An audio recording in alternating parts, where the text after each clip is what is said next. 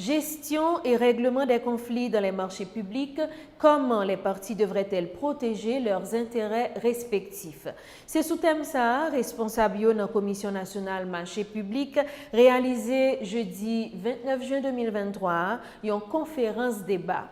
Activité ça permet de comprendre force et faiblesse, mode résolution conflit dans le système haïtien passation marché public là, selon coordonnateur AI CNMPA d'Albert Claude.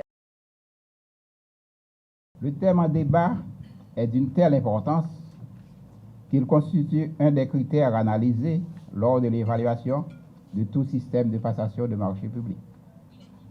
En effet, un système équitable de traitement des différends permet de faire ressortir à quel degré il contribue au respect des principes généraux de passation des marchés publics que vous connaissez tous ici présents.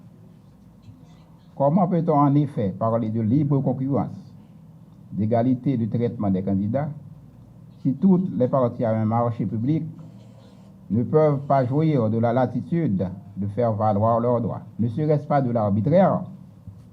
Il n'y a pas de doute, la réponse est oui. La privation de cette jouissance constituerait un accroc à la libre concurrence et dissuaderait les opérateurs économiques de participer aux appels d'offres en vue de se voir attribuer une commande publique.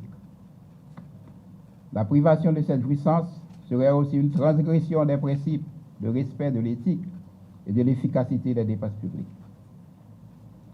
Ne pas autoriser les soumissionnaires à suivre en toute transparence la procédure de passation de marché équivaudrait à établir une voie de suspicion sur les opérations d'achat de manière à favoriser certains concurrents au détriment de certains autres, privant ainsi par cette façon d'agir l'autorité contractante du bénéfice de pouvoir disposer de produits de meilleure qualité par la restriction de la concurrence. L'exercice que nous allons faire nous permettra de mettre à nu les forces et les faiblesses du mode de résolution des conflits du système haïtien de passation des marchés publics, et de nos échanges pourront sortir des propositions visant à rendre plus efficace la résolution des conflits et à mettre en confiance tous les acteurs évoluant dans le système.